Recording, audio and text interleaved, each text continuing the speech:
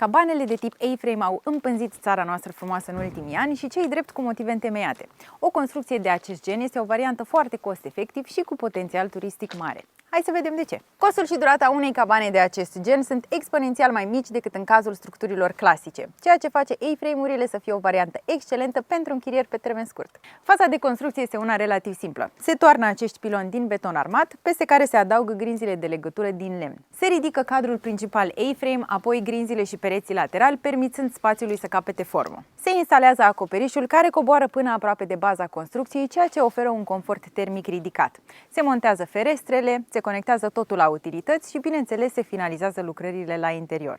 Dar lăsând toate aceste detalii tehnice la o parte, avantajul cel mai mare îl reprezintă faptul că nu ești condiționat în vreun fel de locație. Poți alege să construiești cabana oriunde, atâta timp cât oaspeții au parte de toate cele necesare direct în locația ta. Sunt Georgiana, super host și guest favorite pe Airbnb.